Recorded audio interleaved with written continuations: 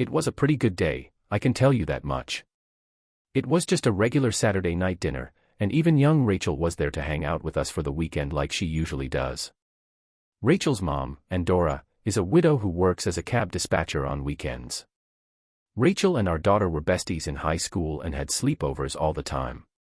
Rachel would stay with us on Fridays and Saturdays when her mom worked long night shifts. My ex-wife Marge knew Andorra, but I never met her.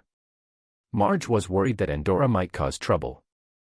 So, my head was always somewhere else and we never really saw each other. I was always traveling for work and then I tried to get into a really competitive market. Marge usually looked after the kids, and Rachel would hop into any cab she could find on Sundays. Rachel and Orderly both loved the snacks that the cab drivers would bring. Now, let's talk about that infamous Saturday night dinner. The four of us were sitting down to eat when out of nowhere, Marge just blurts out, "Pete, I want a divorce. I'm leaving you." She said it like she was just casually mentioning it, but when your 10-year-old wife drops a bombshell like that, it's a whole different story. When she drops the bomb that she wants a divorce, your first reaction is pure shock. She straight up said she wants out because she found someone else and wants to spend her life with him. We were sitting at the table with our two 8-year-old girls, including our daughter. I kept my cool and held back my emotions. I must have said something stupid, because she's already planning to move out tomorrow. Marge shut that down real quick, saying I have to keep the house and keep it in order. I stopped pretending to eat and focused on Marge. "We're traveling the world right now, and a responsible person can't skip out on their lessons," she said without even glancing up. "You've gotta be joking," I blurted out, louder than I meant to be, trying to stay cool for the girls. Marge probably picked this moment on purpose, knowing I'd hold back in front of the kids. "I want to see the whole world while I'm still young enough to enjoy it," she said, oblivious to the irony. When we first met, I was all about traveling. I had plans to see the world after I finished my engineering degree. So, we were planning a trip to check out the Grand Canyon, the Rocky Mountains, Ayers Rock, and New Zealand. But then Marge was all like, "I want to have kids first, I'm still young enough to enjoy them." Is that irony or something? I get where Marge is coming from though. Her parents were old when she was born, so she wanted to travel the world once the kids were older. But then she realized taking care of kids ain't as fun as she thought.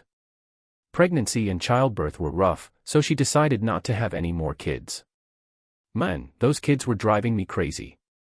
I was on the brink of losing it, but I held back my laughter. Instead, I got up and started trimming the roses in my garden. Eventually, I noticed Rachel, being all organized and helping out the girls. I warned them to watch out for thorns since they weren't wearing gardening gloves like I told them to. "Be careful, Dad," Rachel replied. "What's your mom up to?" I asked. "She's upstairs packing," Rachel said calmly. I was fuming, but I didn't want to ruin my roses. I saw the girls and resisted the urge to go over to them. "Hey, Marge, how could a mom, especially my own wife, do this to her kid?" "Sorry," I asked. "Why, Daddy, you didn't leave us like Mom did you?"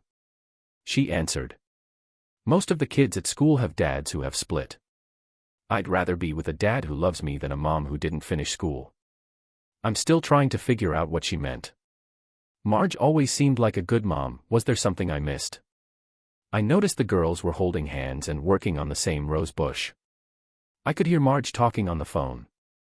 "All right, ladies, I suggested we should go all out and get the biggest ice cream we can find for my girls' new man." They all got excited and cheered, so we headed to a restaurant on Sunday.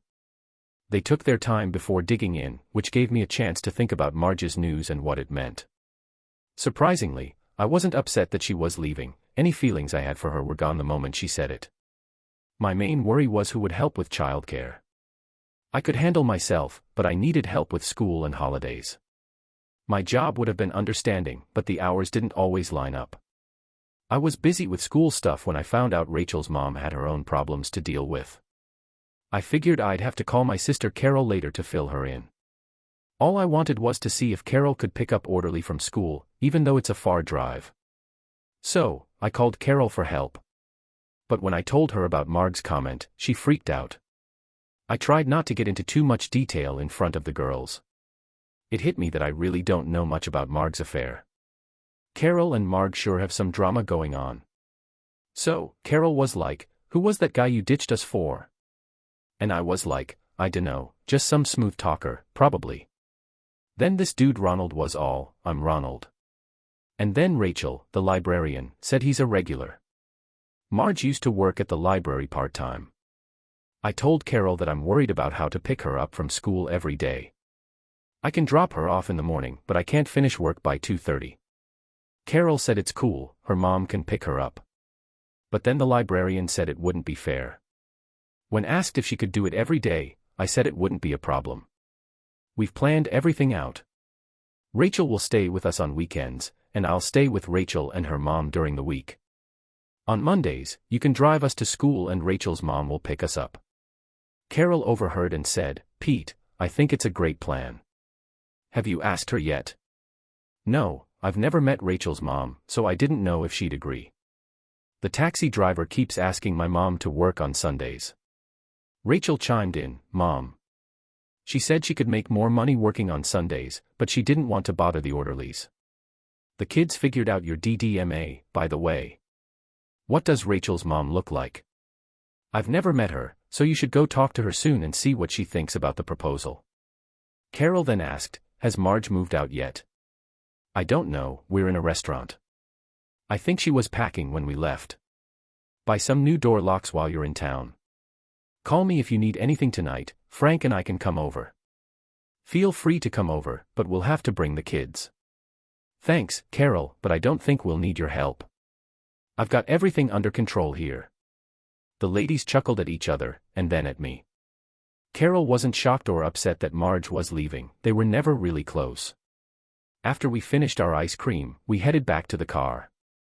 I had to let Rachel's mom know that I would be the only adult with the girls that night and make sure she was okay with it. There are some weirdos out there these days, and I had to be cautious. Haven't met Rachel's mom yet. Pulled up outside the taxi office, went in to find her while the girls waited in the car. "I'm Peter Thomas, looking for Rachel's mom." Talked to the cab driver at the counter, vaguely remembering him from a Sunday ride. Funny enough, I didn't even know Rachel's mom's real name, we just called her Rachel's mom. The cabbie pointed me to a door marked, "Ladies Only," with a sign saying, "Dora's office," the other cab. Drivers in the office went quiet, all focused on the TV. Then Dora walked in after what seemed like forever. She looked stunning in her simple outfit, tight pants and a top, like a freaking runway model. The cab driver pointed her out, saying, "Hey, there's a dude here to see you." Dora greeted him with a smile, but also a bit worried, asking, "What's up, Peter? Everything cool?" I hesitantly replied, "Yeah, sort of, maybe." "Rachel is, well, I just need to talk to you privately." The cab driver started to leave, but Dora begged him to stay, so we all went outside. Dora asked, "So, what's going on, Peter?" And Dora waved at the girls in the car and said, "You don't look too good, Marge left me." I was speechless, talking to Dora for the first time was awkward, especially when she recognized me. "Poor thing," she reacted and then asked, "Does this mean we have a child care issue tonight?" I replied, "No, Dora, I just wanted to let you know that I'll be watching the kids alone tonight. We've never met, but I felt you should know. Rachel talks about you a lot, she sees you as a second parent. And she's got a picture of you next to her bed, my God, where did she get that? I think Orly gave it to her. Do you want me to take the day off with the girls?" "Nah, I just wanted you to know that I'm okay looking after Rachel." "I'm sure Rachel is in good hands, Peter," she said, grabbing my hand. "I'll come pick up Rachel in the morning." "No, you should get some sleep. Maybe stop by tomorrow to talk about the future. If you want, I can bring Rachel home." "Yes, the future," Dora said, looking worried. "Don't worry, we can figure something out.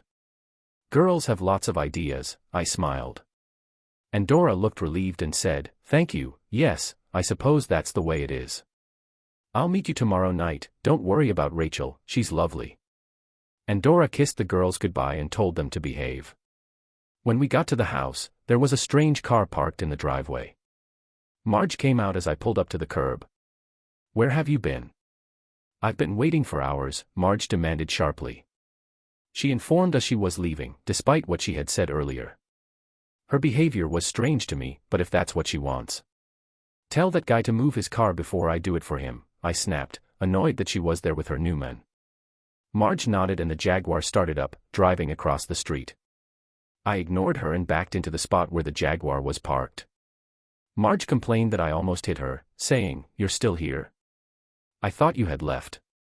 I shrugged and went to the front door, asking, "Aren't you taking your car?"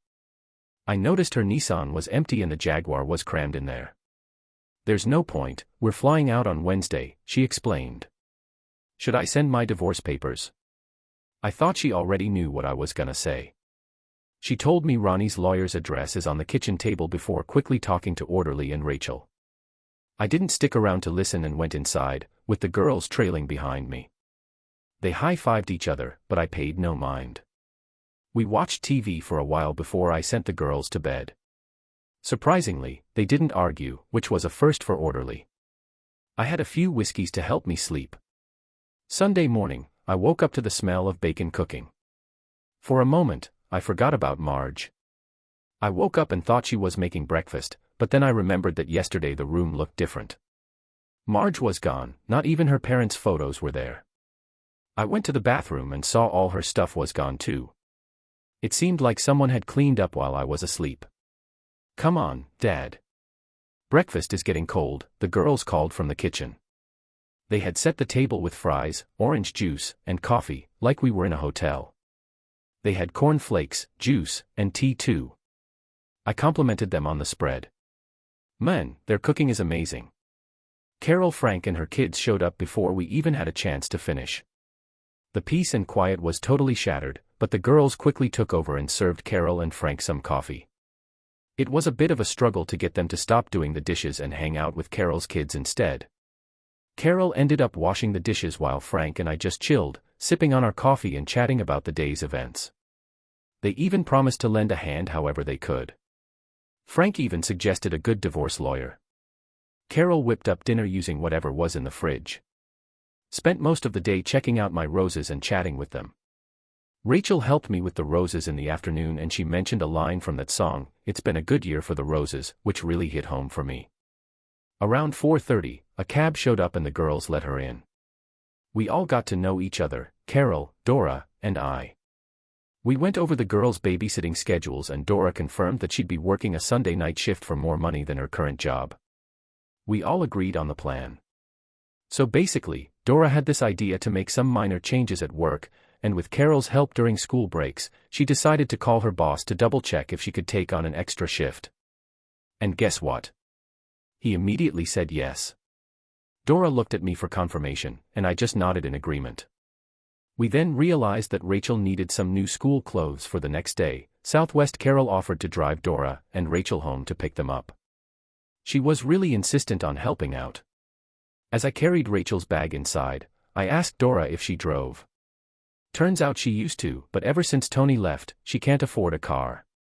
I suggested using Mark's Micra, but she said she couldn't. She asked me why not, and told me to get rid of it. She said you'll need it to drive safely to and from school. "Are you sure?" she asked.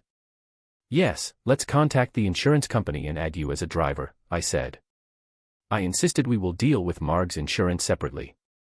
"His name is Ronald," Dad corrected me in a polite way. "Who cares, he's Ronald the rat to me," I said sharply. She argued that he's funny and cute, referring to a TV puppet character. I gave in with a smile, "Okay, Ron the rat." We settled into our new routine over the next few weeks. Carol. Me and Frank used to come over a lot on Saturdays to check out the pantry and sometimes whip up some lunch. Even though I wasn't great at housework, I somehow managed to keep things in line. Carol never griped about it. Weekdays were pretty dull, but I got used to it. Fridays were the best because I got to hang out with Endora and the girls. Endora would often cook for us before her Friday night shift. The hardest part was coming home to an empty house and waking up all by myself. Dealing with the resentment towards Marge after all those years of marriage was tough. Every morning I had to get used to being alone. There were some issues with the divorce. Marge and her new guy had jetted off to some faraway land, making it hard for her lawyer to reach her. Turns out his ex was asking for child support and had frozen his UK accounts. I helped out by letting her lawyer know where Marge was whenever she rang up. Props to the orderly for getting that info to me. Not sure if they knew why I needed it. So, at court today, Marge's lawyer was having a tough time, which actually helped me out. He asked for more time, saying he hadn't heard from Marge yet. The judge was getting annoyed and asked me if I knew where she was.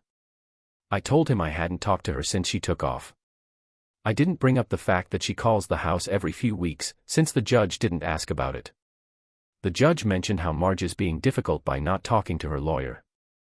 He said I could leave the guy and get the divorce, and I got full custody of the kid. Not sure how sharing custody would even work if Mrs. Thomas can't talk to her lawyer, Mr. Thomas said.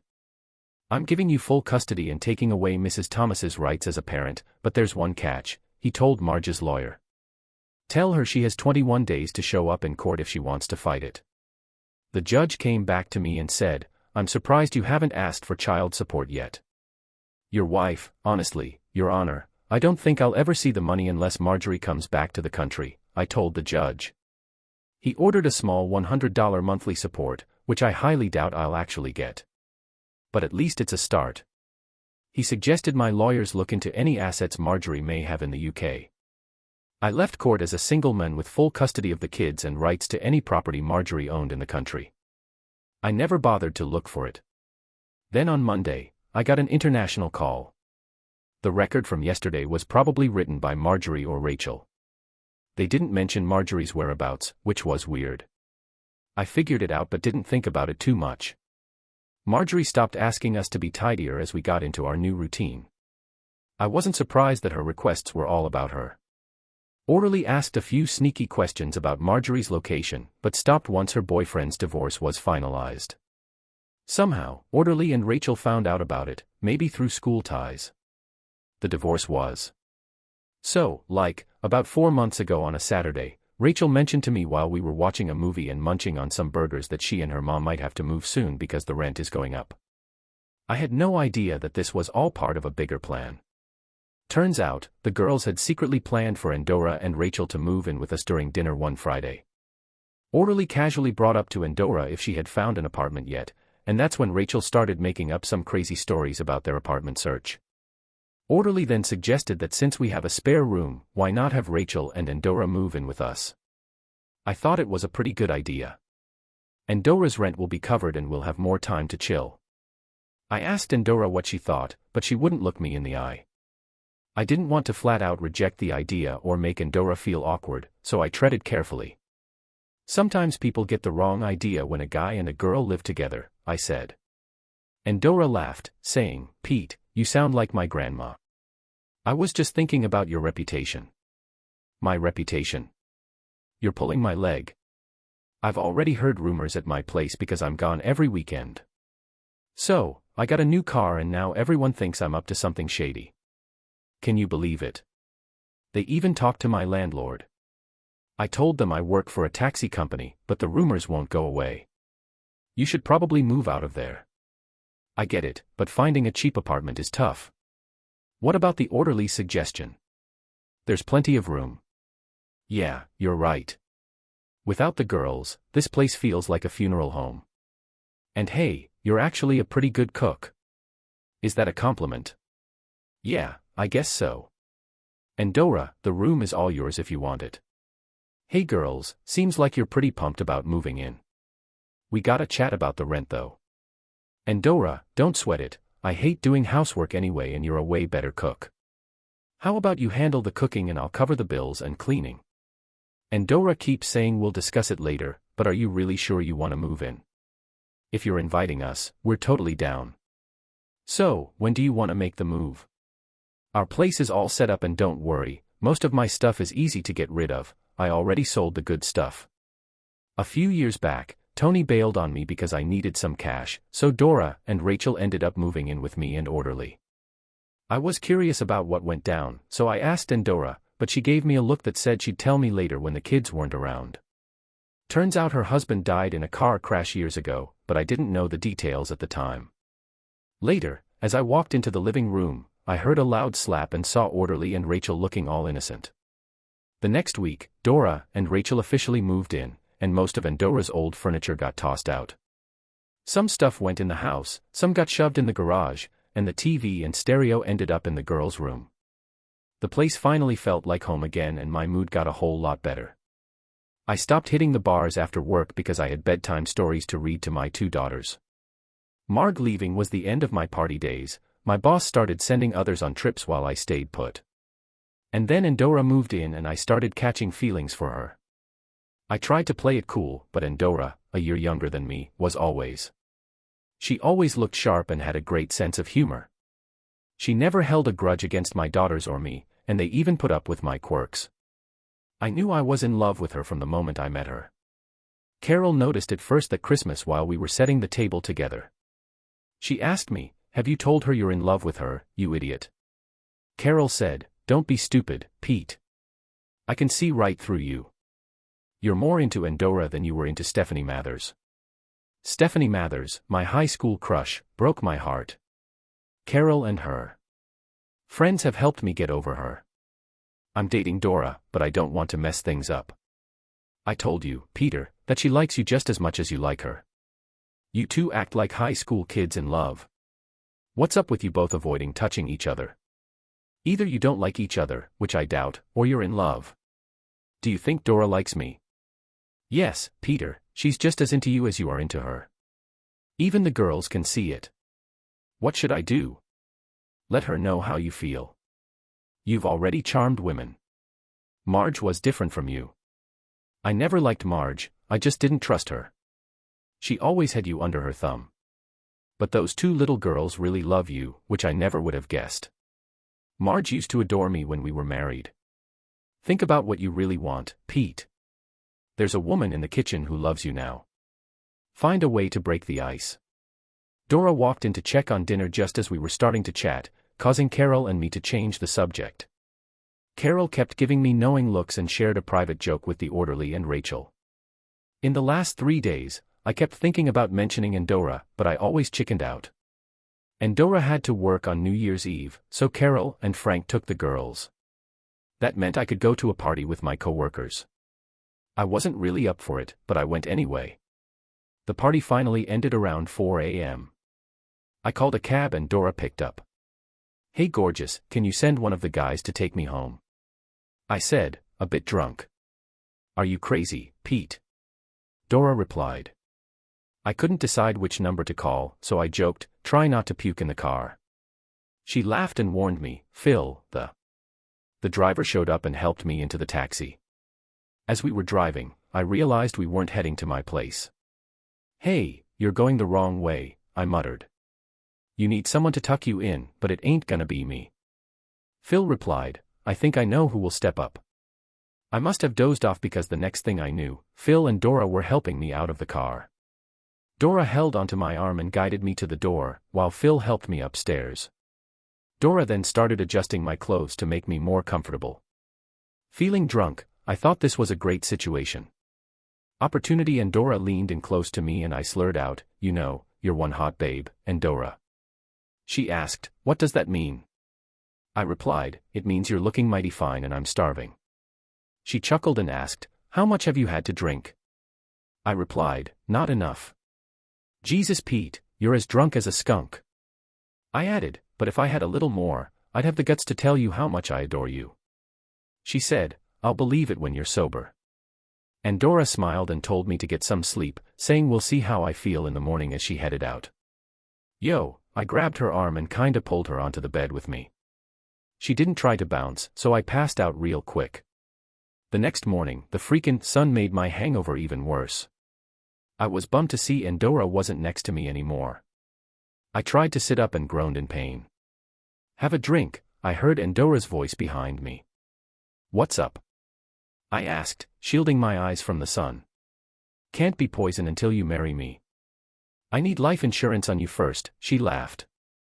"How do you know I'm not gonna off you first?" I shot back. "Trying to act smart, huh? Can't fool me." "You've got 2 girls to take care of," she said, smirking.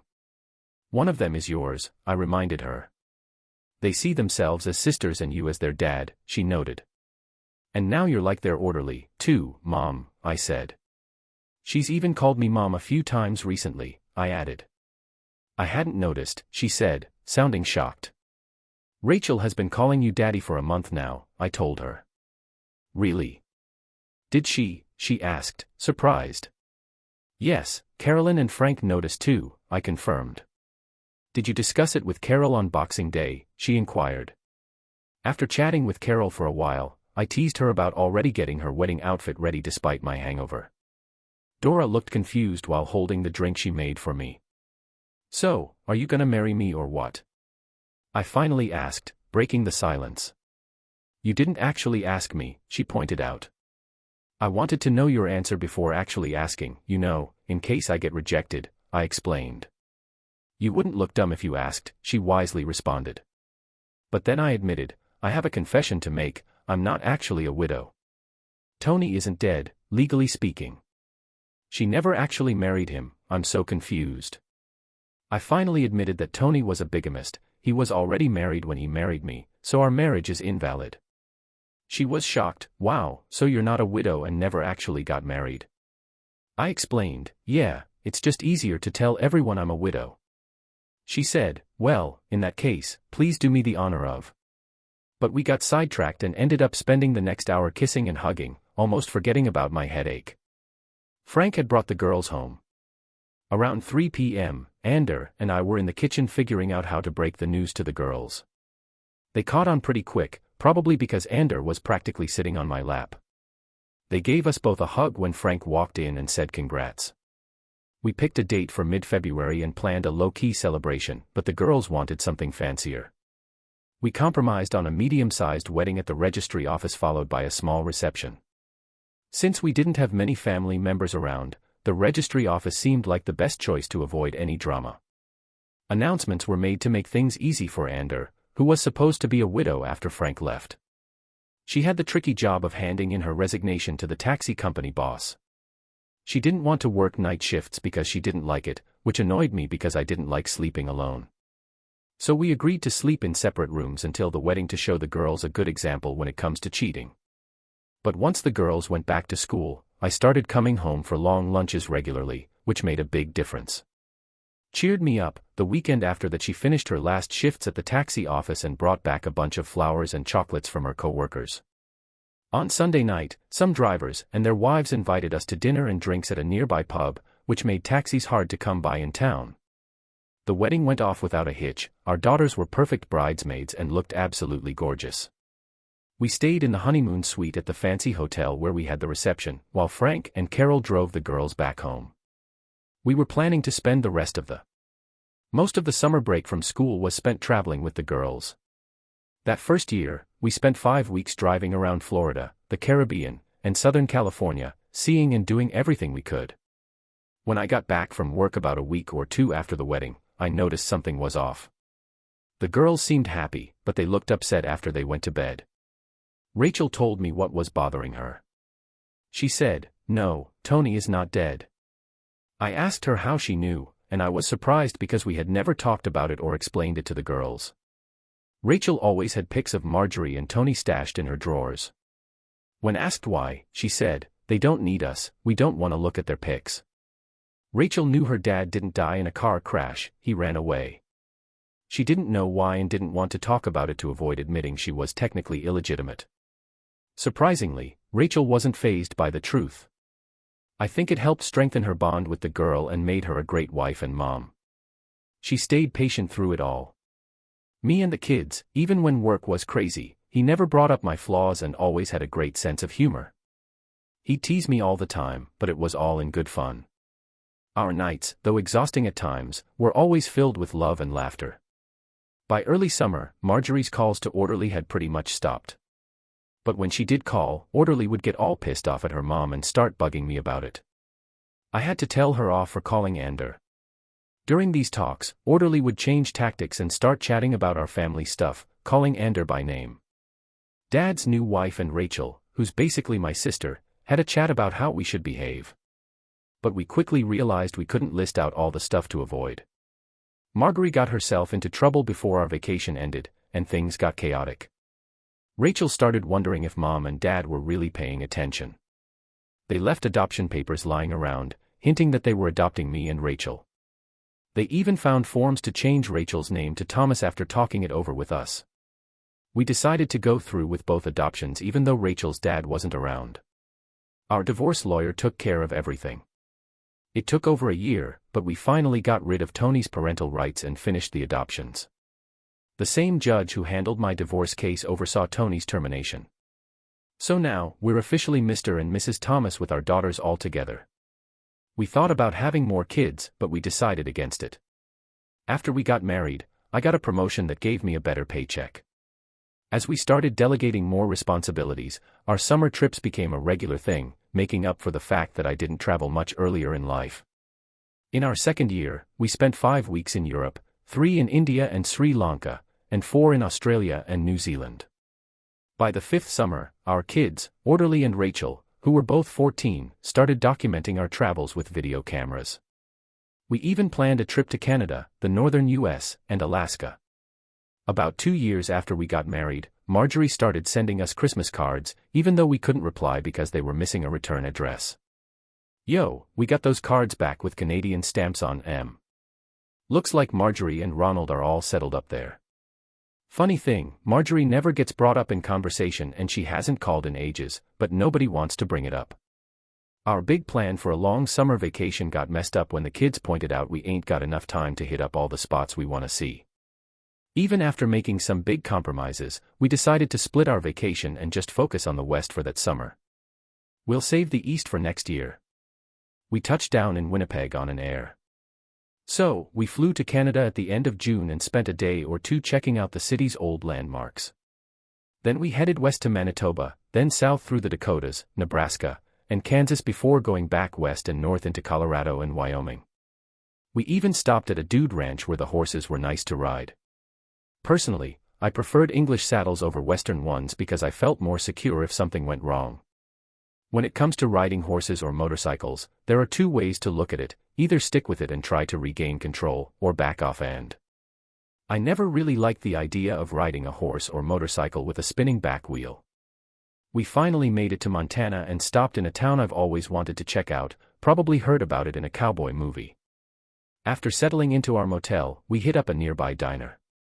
The place was packed and loud, but then there was a huge crash and everything went quiet as a waitress dropped a tray of food and drinks. Like everyone else, I turned to see who messed up, and to my surprise, I recognized the person responsible. So, she saw me and probably got so shocked that she dropped the tray. The poor thing just stood there staring at me in disbelief. I recognized her too, and we both told our girls the same thing: eat your food, Rachel, everything's fine. I reassured the girls, each of us talking to our own adopted daughter. Even though we swapped kids 5 years ago, we still stick to disciplining our own children first. Both girls were trying to sneak a peek at the chaos, but we kept things in order. I immediately knew who the woman was and said, whatever, before going back to eating. Rachel stared for a bit, then smiled at me, looked at her mom, and went back to eating. Other people in the restaurant noticed something was up between us and stared, but we just ignored them and finished our meal. I figured things weren't as good as they seemed. Ander whispered to me as we walked to the car with the girls, if she works here, she's probably not with Ronald anymore. One of them must have cheated. I asked, what do you mean? Ander just shrugged. So basically, a person who's cheated in the past will keep on cheating. But she didn't cheat on you, she just dumped you in a pretty messed up way. It's like a betrayal. I said that whether it's a guy or a girl, they can't stay loyal. Does it even matter? I asked if she's gonna start causing drama now that she's moved on. She's been through enough already. I said she handled things better than you did.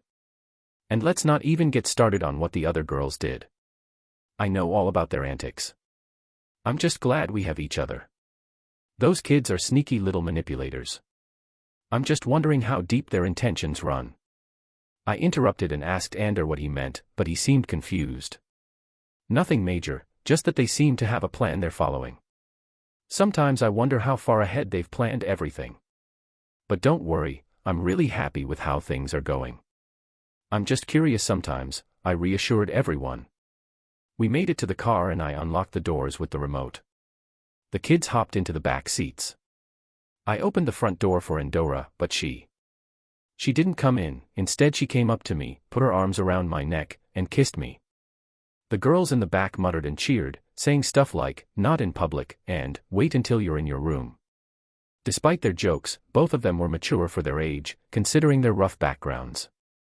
Dora's husband died when Rachel was 6, and when she was 8 years old, her neglectful mother left us. Anders suddenly stopped the kiss and whispered, "We have an audience," as she looked over my shoulder. I noticed Marjorie standing in the kitchen. Standing in the doorway, watching us. "Do you think we should stop seeing each other or keep it going?" "Yeah, I don't think we have a choice," I replied. I knew I had to talk to Marjorie later, so I arranged for Orderly to meet her mother on her own. We all leaned against the car and chatted while I thought about it. "Your mom is there. I think you should go see her or at least talk to her."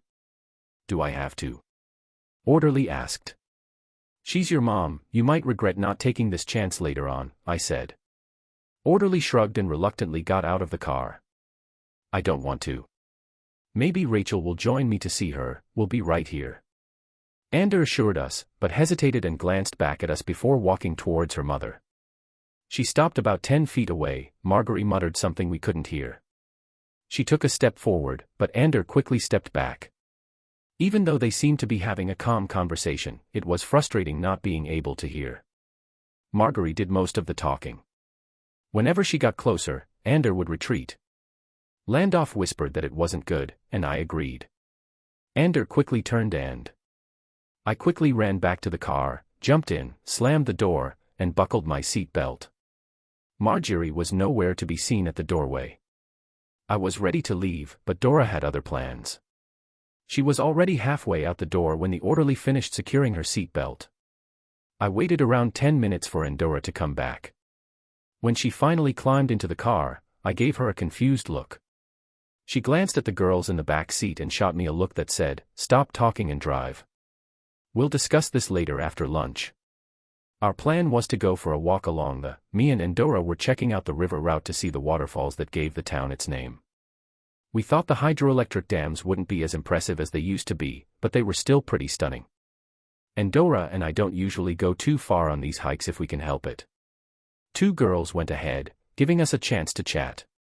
Turns out, she was saying that he ditched her for a waitress in this town 2 years ago, just like we suspected. But I'm curious why she didn't go back to the UK. He left her with the bill for the lodging at the motel. Marjorie needed help in the restaurant, so she stayed to work off her bill. She shares a room with another woman and they both work in the restaurant during the day and serve drinks at the bar at night. It sounds like a good time. What else should she do? Pete probably hooks up with a different woman at the bar every night. There's no need to be mean, Peter. Marjorie messed up and now she's dealing with the consequences. You'll meet her when she finishes her shift at the restaurant at 6 o'clock. She only has a few hours before her bar shift, so you can chat then. Hey, I'm gonna take the kids out to grab some food. Dora, what the heck am I supposed to tell her? I asked, feeling frustrated.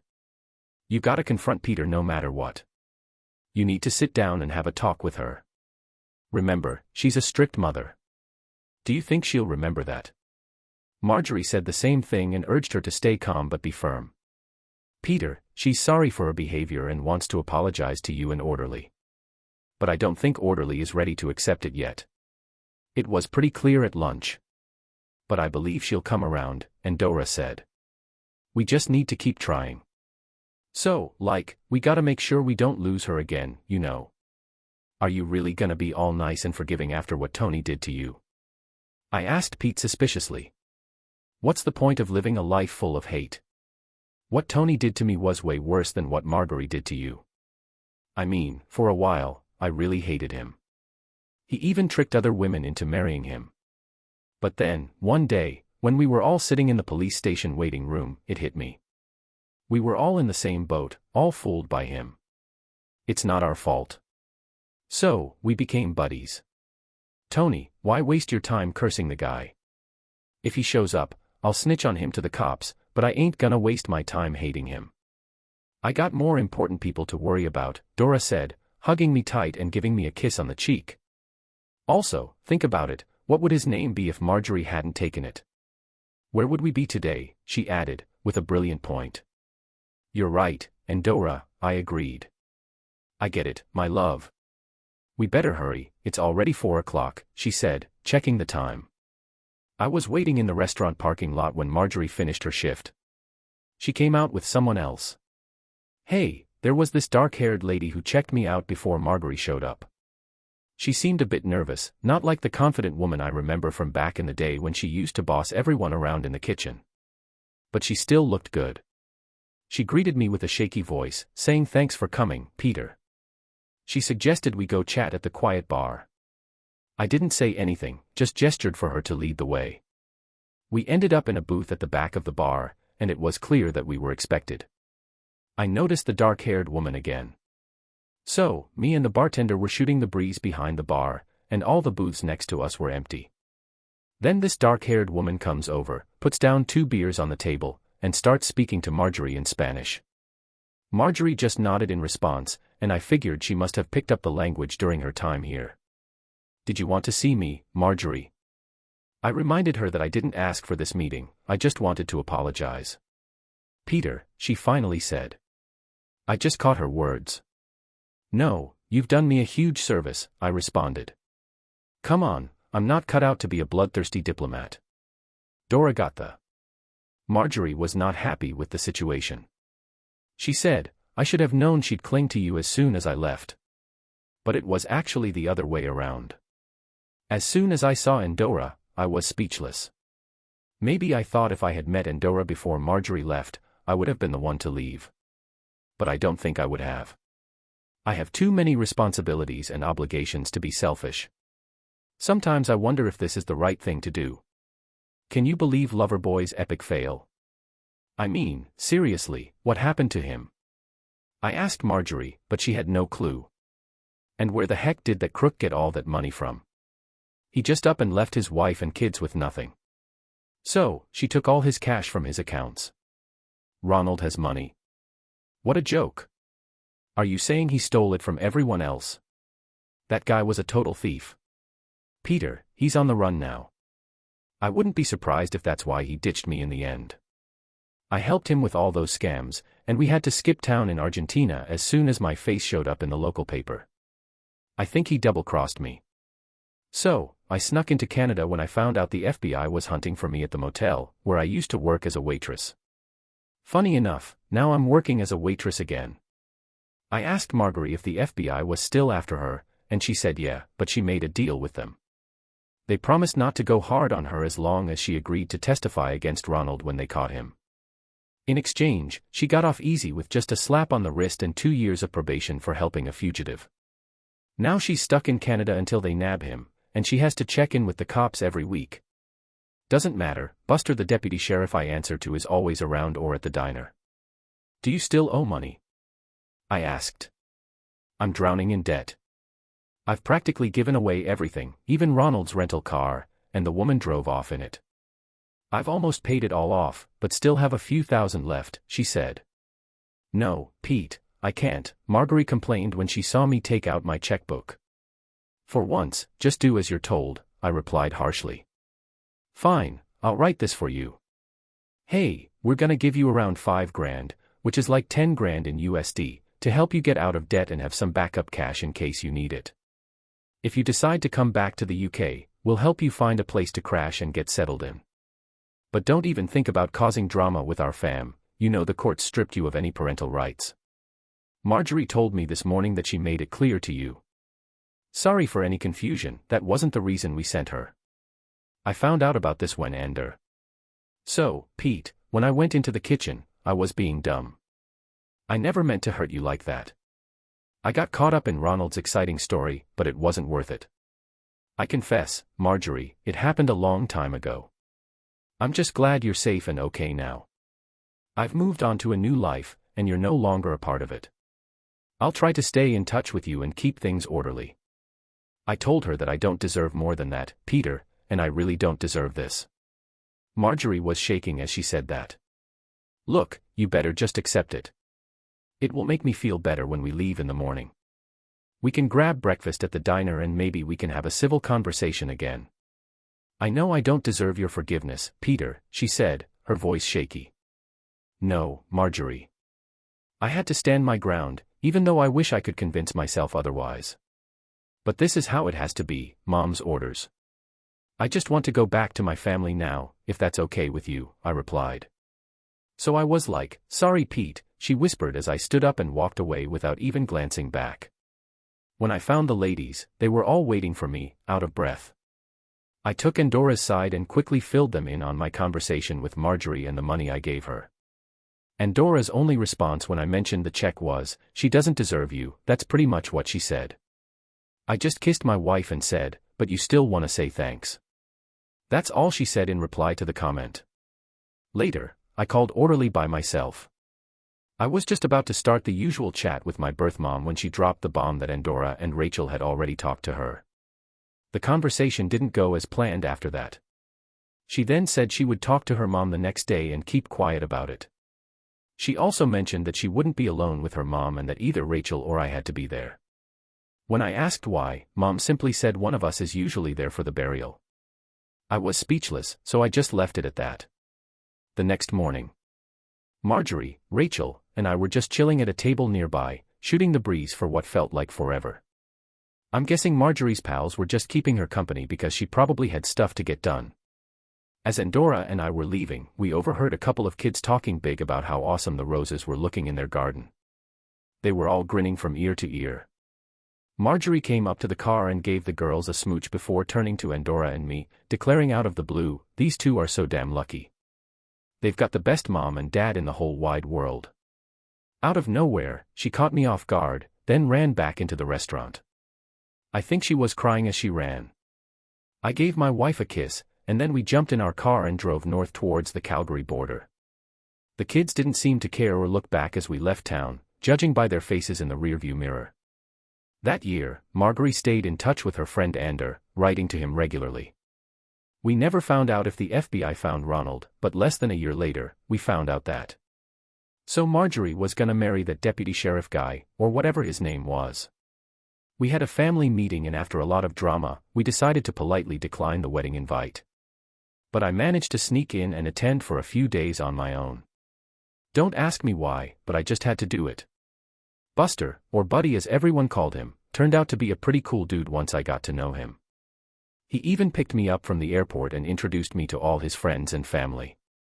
Buddy mentioned that Marjorie had. Marjorie has always been upfront and honest with him, she owned up to everything and apologized for her past actions. But then Bud went and got his trucker friends to send her Christmas cards from all over Canada. I think Marjorie was trying to hide the truth about her situation. It's weird to give your ex-wife a gift at her wedding, but I guess someone had to be that dumb. Maybe that's why I had to step in and put a stop to it. I don't think Orderly or Rachel knew where I went. Those 5 days were rough, but those two always had the upper hand on me, to be honest. Endora is still around, and over the next few years we found out that Marjorie had twins, 2 boys. We never really saw them, just in pictures. Now that they're older, I guess they have more contact with Orderly and Rachel. But neither of my daughters really talk about them or Marjorie much. Orderly and Rachel ended up marrying 2 brothers. Sometimes I feel so bad for those girls, they're still struggling. We're really tight with each other and we play a big role in these marriages. When our 2 girls team up, it's hard for a man to win. I don't think I've ever been able to do that. They both have 2 kids, which is kinda weird to me. In both cases, the daughters were born really close to each other in time and distance. I love watching our grandkids grow up and turn into little versions of their moms. I retired as a managing director last year and now Ander and I are on a break.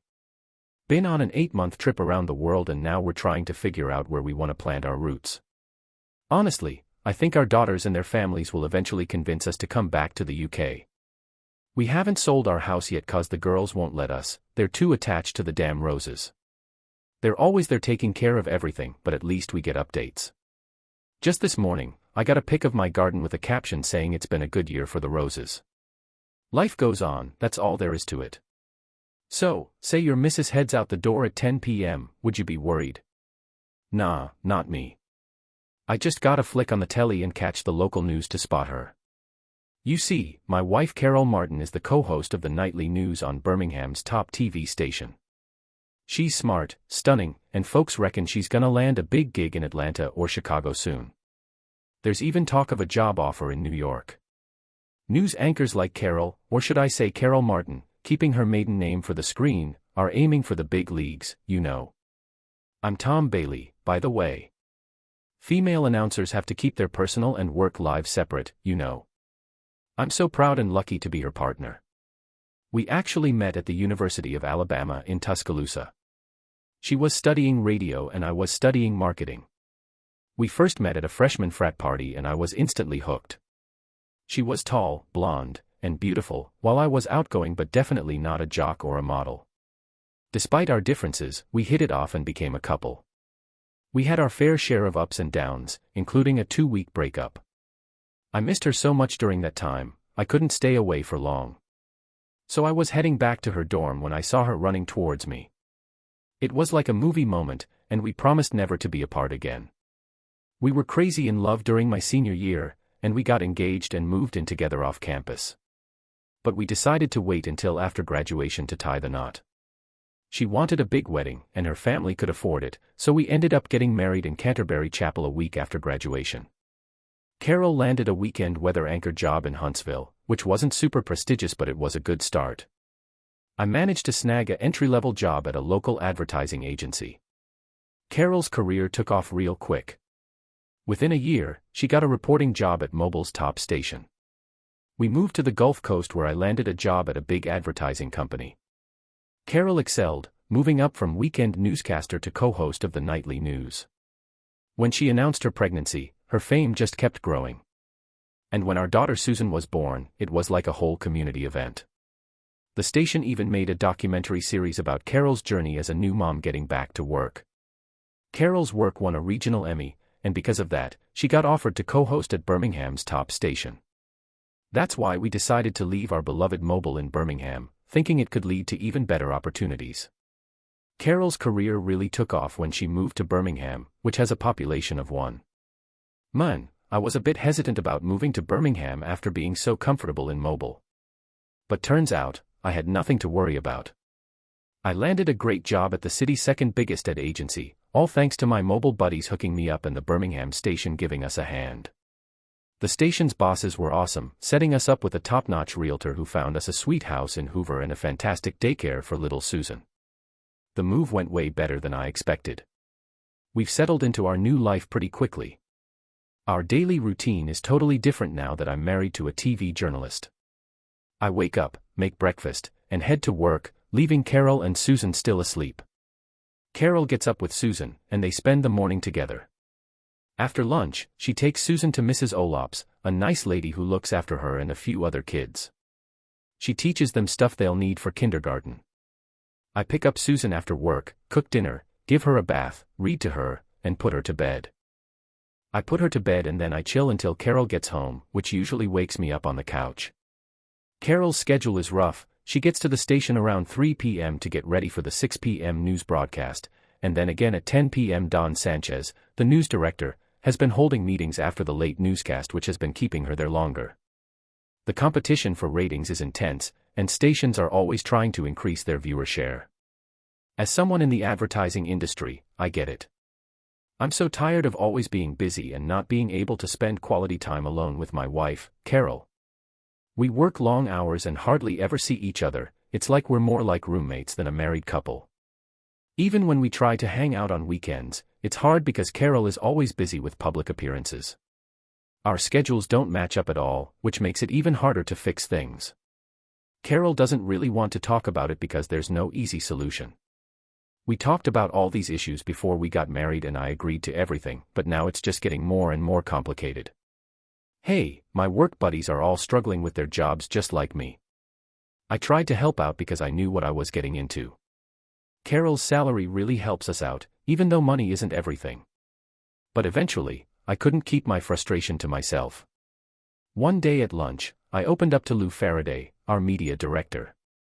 Lou, who's married and has a daughter a bit older than Susan, has become my work bestie. When he talked about how happy he was with his family, I couldn't help but say, "Damn, I wish I had what you have." It seems so great. Lou, hey buddy, what's up in paradise? You look like you're going through it. Me, I just let it all out to Lou, man. I'm feeling like crap. I mean, I'm married to this amazing woman who's killing it on TV, but I hardly ever see her. It sucks. Lou, damn, that's rough, Tom. Can't you guys take a break, like a vacation or something? Your family would be happy to look after Susan. Me, I thought about it, but Carol says Don Sanchez is pushing for high ratings. He's worried about them being gone and the ratings dropping. So, if things go south, they won't be able to bounce back. Lou said he gets it. Don Sanchez is a go-getter but also a good guy. Maybe you should have a chat with him and see if he can help you and Carol spend more time together. I don't know, Lou, I sighed. Carol would kill me if she found out I talked to her boss. She doesn't need to know. Lou mentioned that Don will be stopping by the agency tomorrow to do a presentation. You can catch him then. I don't want to mix personal stuff with work, I told them. Don't be ridiculous, this is just a quick meeting. It's a great chance to chat with him. Carol showed up way later than usual that night. She didn't even wake me up from my nap on the couch. I woke up in the middle of the night, crawled into bed next to her, and thought, well, we won't even get to give her a proper kiss now. I was determined to break our routine, so I kept an eye on the conference room the next day. When their meeting ended, I waved at Don. He was in a good mood. Hey Tom, how's my favorite news anchor's husband, he said. I yelled, hey Don, you got a minute? He replied, sure, what's up? I said, I need you to cut Carol some slack. Are you working her too much? He looked worried and asked, did she say something? I said, no, she's fine with it. It's me who's suffering. I never see her anymore. He relaxed and joked, did you know she had a tough job when you married her? True, I agreed, but all these events and meetings have been taking up our time together. Okay, he said. We've probably been overdoing it. I'll see what I can do. Hey, make sure she has some free time in her schedule. Don't stress about the postmortems, we haven't done one since the last ratings came out. Did you see how much better we did than the competition? The bosses are pleased. I gotta run to my next meeting. Keep treating your wife right like that. He massaged my back before heading back to his desk. I checked the ratings and saw that the latest ones were posted a month ago. If Don hasn't done a postmortem in a month, what was Carol up to when she got home so late? It's got me wondering. I was thinking if she was cheating on me, but then I pushed the thought away. Carol loved me and wouldn't risk our marriage. There were plenty of reasons she could be late, like catching up on fan mail or just relaxing, but those reasons didn't make me feel any better at the moment. Lou popped his head in and said, hey, I saw you talking to Donald. Did he offer you any reassurance? I replied, I don't know, Lou. I guess I'll have to talk to Carol to find out. He looked confused, but when I didn't say anything else, he left, saying, all right buddy, keep me posted. Hey, if you need anything else today, just let me know. I was totally zoned out and going through the motions all day. My mind was elsewhere, still stuck on what Don and Carol said. I was considering talking to her about it, but I didn't want to look dumb if there was a reasonable explanation.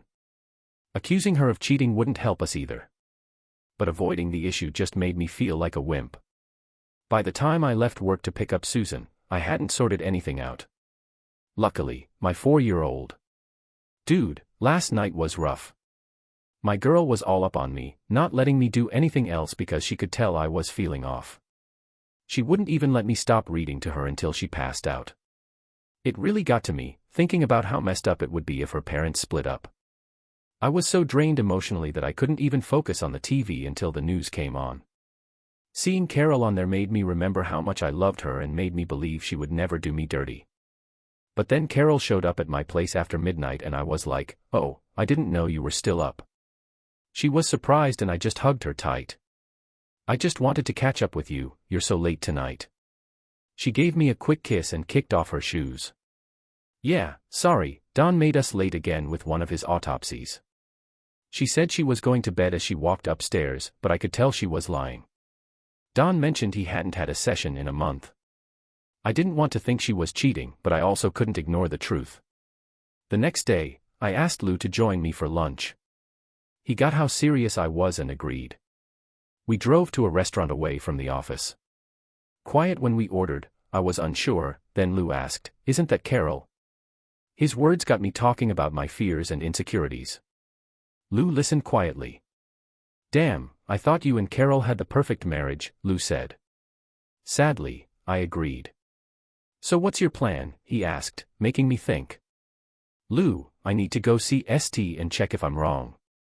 If everything's fine, I'll sneak out without Carol knowing. What if you're right? Lou asked. Quietly, I don't know, but at least I'll find out the truth. It's better than this agony. What about Susan? He asked. I've already thought about that. I told Lou that when we get back, I'll call Mrs. Alop to see if she can watch Susan late tonight. She's offered before, so everything should be fine. We finished lunch and went back to the office. Still, I felt relieved to have a plan. Even those facing execution feel relieved when the day arrives. Mrs. Alop agreed but asked that I return by 11 p.m. I had to work in the morning, so I told her there wasn't enough time, but it was the best I could do. I promised to talk to Susan after work. When I told Susan about the change, she cried at first, but perked up when Mrs. Alsop mentioned the pizza party. I paid for the extra time and pizza, then left before Susan could get upset again. I went home, made dinner, but couldn't bring myself to clean up. I tried to distract myself, but my doubts kept growing. The news wouldn't be final until 10:30 p.m.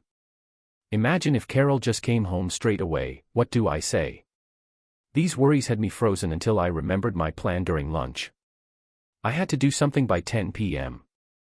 I had decided to go to the station where there would be few people, an engineer, a cameraman, and a sound technician.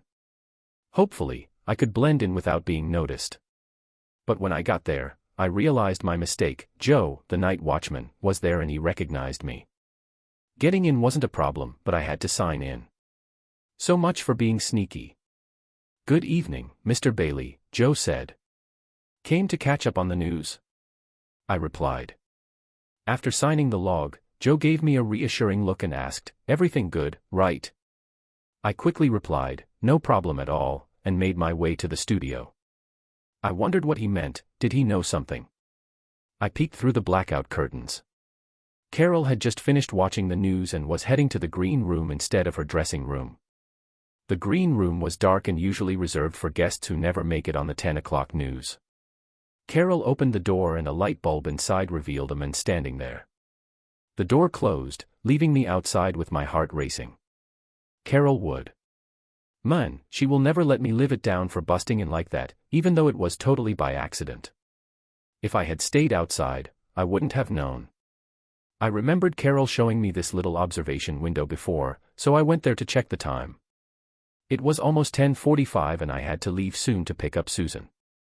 When I looked through the glass, I saw Carol all wrapped up in a steamy hug with some guy. I quickly whipped out my phone and recorded it. The light was shining on her black lingerie against her skin. I wanted to intervene, but I was running out of time to get Susan, so I just hurried to the lobby, gave Joe a nod, and left. Man, I'm sorry Mr. Bailey, Joe said. Damn, I thought everyone knew what was going on except me. I quickly got into the car and drove to Mrs. Alsop's house. She let me in and I found Susan sleeping, all wrapped up in a blanket.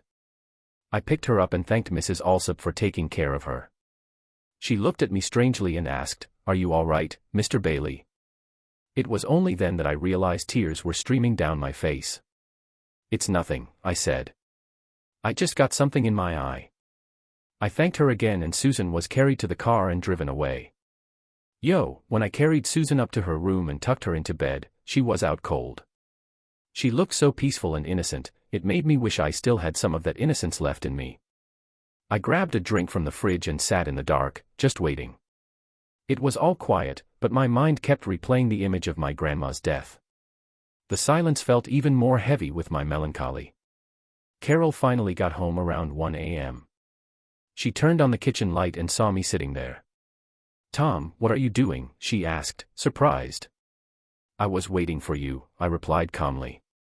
"The security guard told me you had been to the studio. Is everything okay with Susan?" "Where is she?" Carol asked. "Mrs. Alsop took her and she's sleeping upstairs," I replied. "So, if you were at the studio, why didn't you stop by my office?" she asked, sounding confused. I braced myself. This was it. I saw you tonight. I saw you go into the green room with Ted Stevenson, I said, my voice shaking. Hey, we just had a chat after hearing the news. She stayed cool. I looked through the window and knew what the meeting was all about. I even noticed your new underwear, I commented while she looked embarrassed.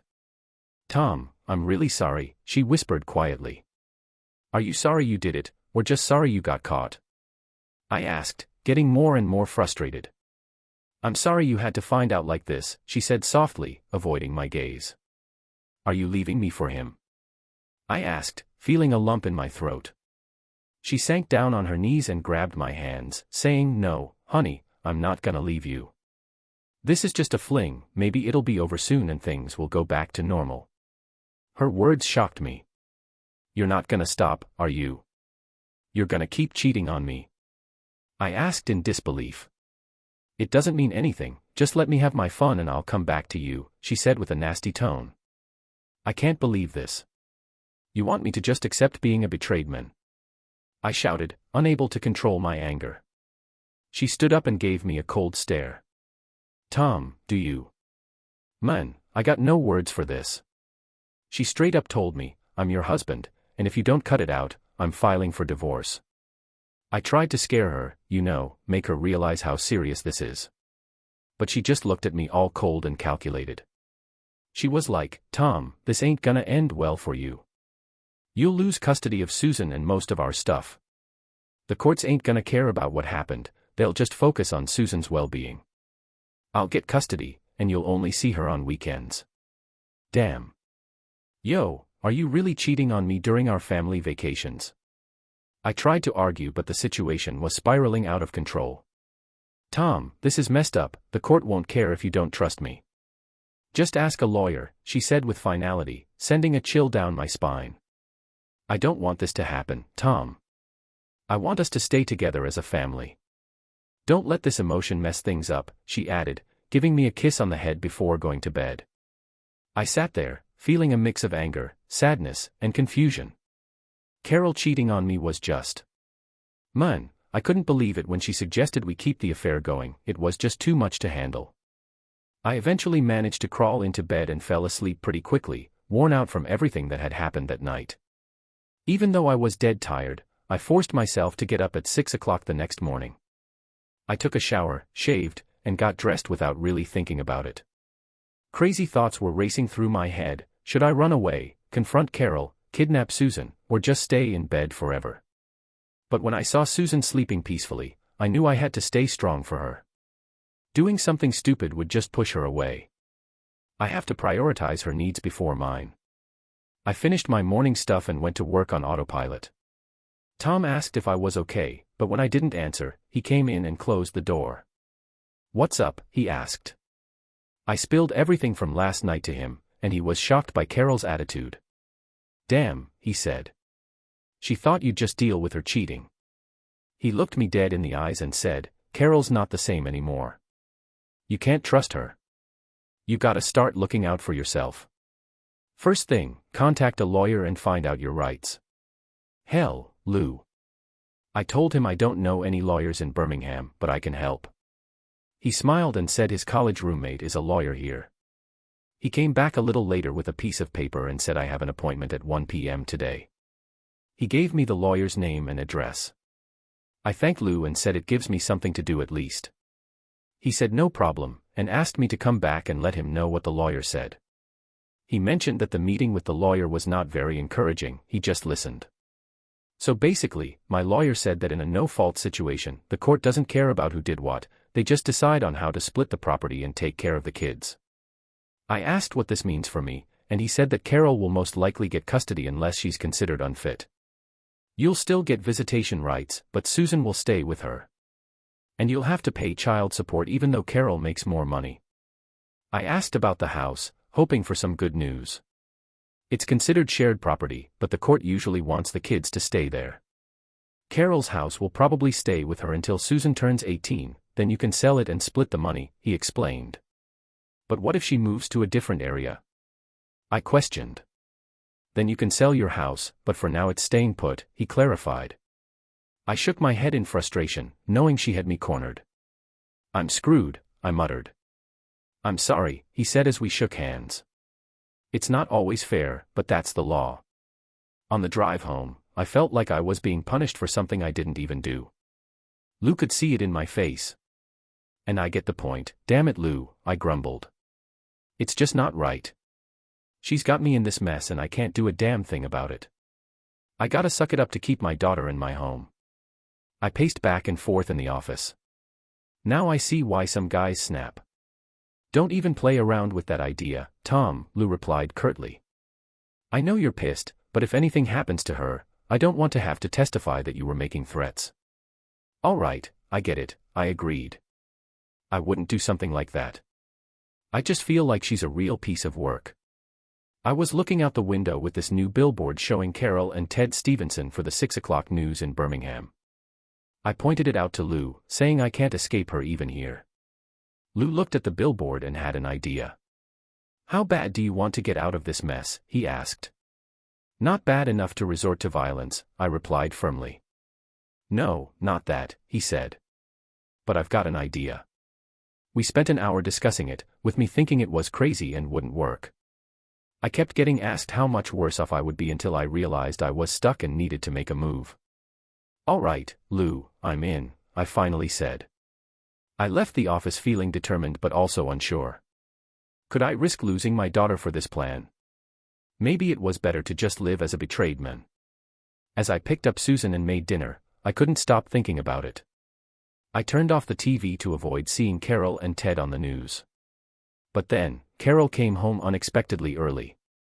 She put Susan to bed and I could hear them laughing and reading stories. It was a strange moment. Just like the good old days, Carol came downstairs and I thanked her. She said she really misses you, especially at night. I told her I miss her too, and I started to hope she was thinking about changing her mind. But then she quickly crushed my hopes by saying she's going on vacation next week. Don Sanchez suggested it because our ratings were so good. I said I'll check with my boss tomorrow about joining her, trying to sound eager. But she said, no, Tom, Ted, and I are going away alone. We're tired of sneaking around and just want to spend time together without any worries.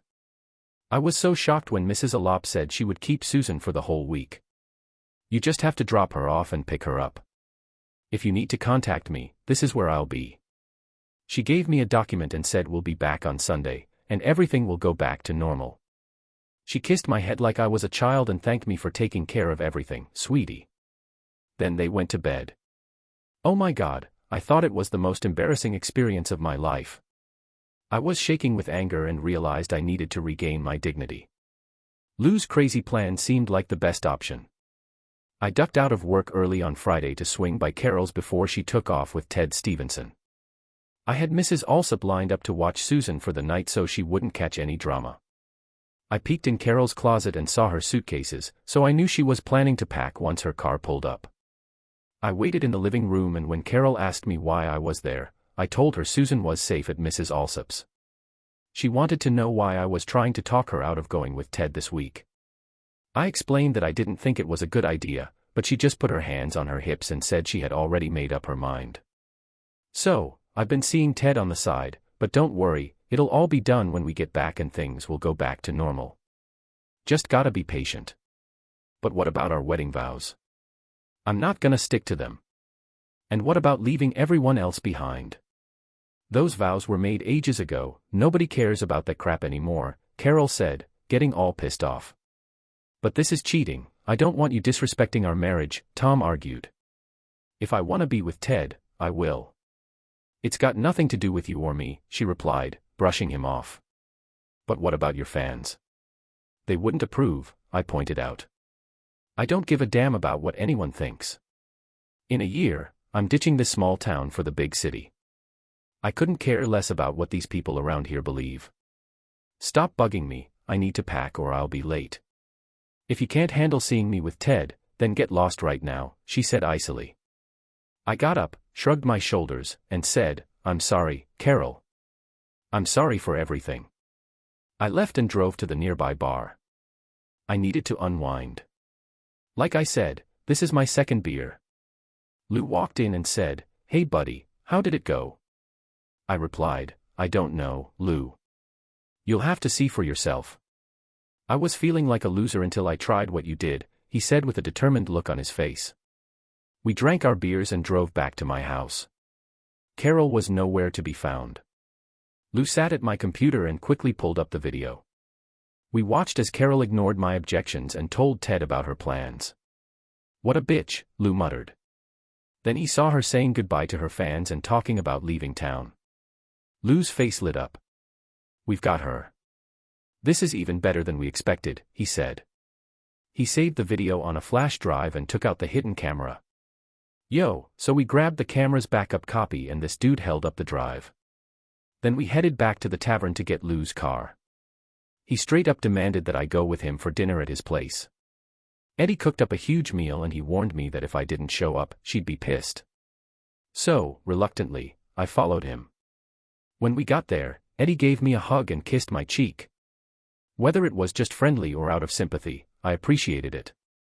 I don't really remember much from dinner. I was just pushing around my food while Lou and Eddie were giving each other worried looks. After that, they took me to. Alright, so we were at Lou's place when she cracked open a bottle of wine. We were all drinking and having a good time until Eddie just couldn't keep it in anymore. Carol really pissed me off and let me down. I don't even know what to say, she used to be so nice and caring. When did she turn into a selfish and slutty woman? Eddie exclaimed. Success has changed her and now she thinks she's invincible. He turned to Lou abruptly. Look, please do whatever you can to help Tom out. I hate getting involved in other people's drama, but this is different. Carol has gone too far and we need to support Tom through this. So, Lou's daughter warned me with a serious look, saying if any models or TV celebrities try to hit on me, I better shut them down or she'll come at me with a butcher knife. Lou and I laughed it off, but I wasn't sure if she was serious or just trying to make a point.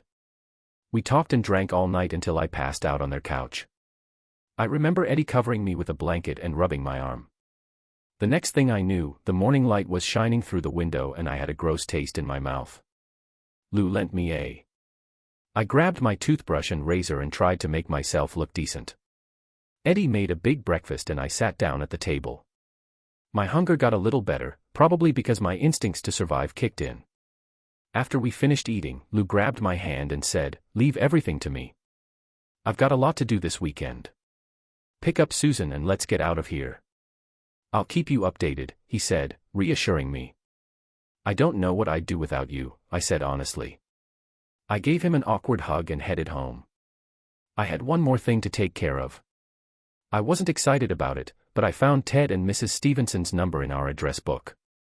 When I called, Missy picked up and I said, "Hey Missy, this is Carol's husband, Tom Bailey. Can I come over and chat?" She replied, "Sure, come on over," but she sounded a bit unsure. As I drove to her place, I thought about how difficult it would be to tell a woman that her husband is cheating. It was even weirder because I didn't know Missy that well, but she had to know. I mean, she went to the University of Alabama. So, me and Carol, we were in the same sorority as Missy, but she was 2 years younger, so we didn't really chat much. I was shocked when she married Ted, didn't think she was the type. When I got there, she greeted me and offered me a drink. I asked for water with ice cause I was afraid my mouth would dry up. When she brought it over, I took a sip and then asked her, "Hey Missy, do you know where Ted is?" She replied, "Oh, he's been at some TV convention all week." "Why?" I asked, with a hint of concern creeping in. "Missy, I gotta tell you something. Ted ain't at the convention, he's cheating on you with my wife at the beach." I broke the news to Missy gently, but she looked like I just smacked her. "That can't be," she cried. "I saw him off last night, he loves me. Carol was my close friend, like a sister, she wouldn't do this to me," Missy insisted, her voice trembling. She finally broke down and asked me, "Tom, are you sure?" Tears were welling up in her eyes. I sternly showed her the footage from the green room, and as she watched, her eyes. She started bawling her eyes out and her face turned red. I sat beside her and rubbed her back, saying softly, "I get it, Missy. I know." I was hoping to make her feel a little better. Suddenly, she looked up, mad that Carl had fooled her. "If you had him under control, he wouldn't have done that," she said, looking at me with surprise. "Tom, I'm sorry. You lost your wife too, right? Her words brought back all my pain and sorrow, and I started crying again. We hugged each other for comfort, and then we separated. She wiped her tears away and asked, "So, what's your plan now?" "So, I just told you about the mess Carol dragged me into, especially with Susan and Missy." Carol's influence on me was obvious right away, and she held my hand in sympathy. I never knew she could be so mean. Missy asked me, "What's your game plan?" I told her I'm thinking of getting a divorce, but I don't want to lose Susan. "It's better if you don't know all the details, just in case." "You're not plotting anything shady, are you?" she asked, worried. "No, but if I pull it off, Ed, both she and Ted are gonna feel real sorry for cheating." I tried to smile to make her feel better, but I don't think it worked. "What about you? Can you fix things with your marriage after this?" "I can't stay with him now that I know how long this has been happening and how they spent a whole week together." "Maybe you should hire my lawyer, unless you have someone else in mind," I suggested, and she gave a little smile. "I don't know any lawyers, so if you use mine, it might save you some money since he already has all my evidence." I gave her my lawyer's contact info. "Give him a call on Monday and let him know we're on the same page."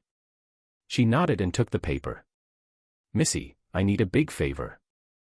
I asked her what it was, and she cautiously replied, "Please don't tell anyone about this until you hear from me. It could ruin my chance to keep Susan." She looked at me seriously and nodded. "I won't say a word, Tom. I promise." I thanked her and got up to leave. "What's your plan now?" she asked. "I'm going to pick up my daughter and get out of town until things calm down." She wished me luck and I did the same. We both gonna need it. I thought I had driven to Mrs. Alsop's place. Susan welcomed me at the door and jumped into my arms. "Did you have a good time, sweetie?" I asked. "Yes, Daddy, I had a sleepover and we had pancakes for breakfast and played with dolls." I thanked Mrs. Alsop and told her Susan wouldn't be coming next week. She looked at me suspiciously and asked, "Is everything all right, Tom?" "I hope so," I replied. She kissed Susan's cheek and whispered, "Take care of her, she's like family is everything to me." "I'll pray for you, thanks Mrs. Alop, it really means a lot." I took Susan to the car and buckled her in. When we got home, Susan asked, "Where's Mommy?" "Mom needed to go on a trip, but you and I are also going on a trip." "Where are we going, Dad?" she asked excitedly. "To Grandma and Grandpa's farm," I said. She squealed with delight and started dancing.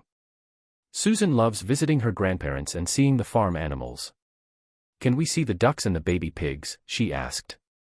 "Of course, honey," I told her. "Let's get going." I gathered our luggage. As we walked to the car, I thought about leaving Carol a note, but in the end, I decided not to. The drive to my parents' farm took a little over an hour. Susan slept most of the way, but when we turned onto the gravel road, she woke up and pointed out the horses and cows. When we arrived, Mom and Dad welcomed us. Susan ran into Grandma's arms, excited to see the animals. Mom led her to the barn, giving me a worried look. I grabbed my luggage, Dad took Susan's, and we all went inside. Dad offered me some fruit tea from the kitchen, and the flavor reminded me of my childhood. "Hey Tom, what's up with you and Carol?" Dad asked, looking worried. "Let's go for a walk, Dad, and I'll spill everything." I've been waiting for this chat since I called to ask if we could stay for a week. They loved Carol like their own daughter, so I knew they'd be really impacted. As we walked along the fence, I spilled the whole story to my dad. He was mostly quiet, but I could see the sadness in his eyes. He gasped at times, and by the end, his eyes were filled with tears. "Man, I'm like so upset right now. I can't believe Carol did this. She's always been so sweet to us and such a great mom to Susan. How could she be so cold and selfish?" Tom gave me a serious look and asked, "Could this just be a misunderstanding or a prank?" I get why he's in denial, but I still can't wrap my head around it. I pulled out my phone and showed him the video from the green room. "Watch this, Dad." As soon as he took the phone, I leaned over and hit play. He muttered to himself in a hushed voice, Damn, I couldn't see much of that, oh my God." I saw the picture clear up and Carol's almost naked body slipped out of Ted Stevenson's grip and started sliding down his chest. I yanked the phone away from him and he just stood there, looking defeated. His shoulders slumped, his face tightened, and then he grabbed me and pulled me into a tight hug. "I'm sorry, son. I'm really sorry.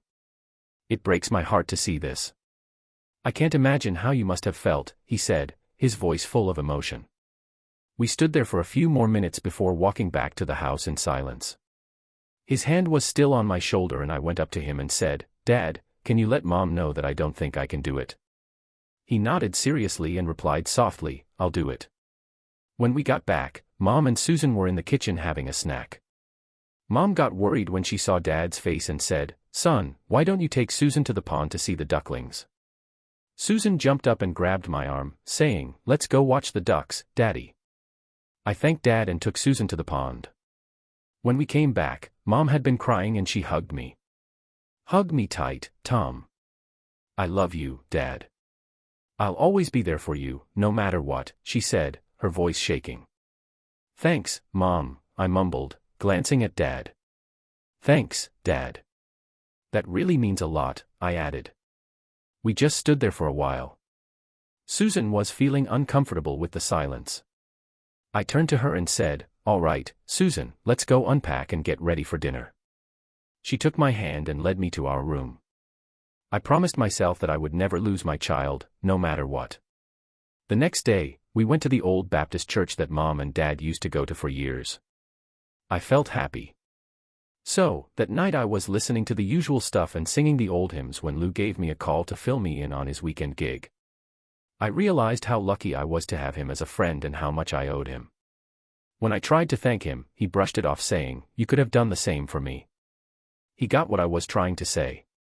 Then he changed his tone and said, "All right, Tom, are you ready to put our plan into action?" He warned me that once we start, there's no turning back. I took a moment to think about the risks, even if we managed to pull it off. Things might not go well, but Carol embarrassed me and put me in a bad spot. I had to stand up for myself. I told Lou, "Let's do this." Lou must have felt my determination.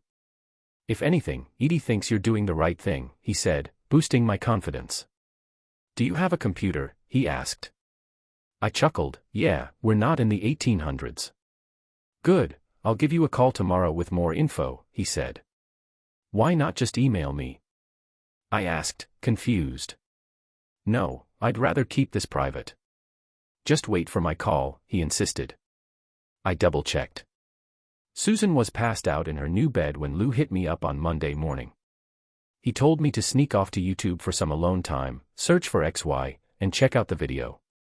My parents had taken Susan out for a walk, so I had the perfect opportunity. I found the video titled WXYZ where co-host Carol Martin talked about her views on love and marriage. The classic news theme music started playing, but Carol's voice faded away as a voiceover took over. Carol Martin, the famous news anchor from WXYZ, was just asked about her take on love and marriage. The announcer introduced her and she started by saying that marriage has been around for as long as humans have, but right now it's facing some serious challenges. I remember hearing those exact lines in a WXYZ show about the rising divorce rates. But before she could say more, the announcer interrupted again and asked Carol about the sanctity of marriage. The scene then shifted to our living room. Carol was like, "Who even believes in those old wedding vows anymore? It's all a bunch of crap." Then, out of nowhere, the scene froze and the voiceover was like, "What about being faithful to your husband?" And Carol just straight up said, "If I want to dip out and get with Ted Stevenson, I will. That's what I want." And then, boom, Ted Stevenson's face pops up, making it clear who she's talking about. The voiceover comes back and asks, "What about what people think? Do you care if your fans agree?" And Carol just says, "I don't give a damn about what my fans think. I reckon those folks are just a bunch of country bumpkin losers. In about 6 months to a year, I'm out of here and heading to a big city. I couldn't care less about what these people around here think." The voice asked if I plan on fooling around with Ted Stevenson, and Carol straight up said, "Yeah, I'm gonna hook up with Ted and you can't stop me." The video then showed Carol almost but naked with Ted in the green room, and the screen froze right in the middle of their steamy moment.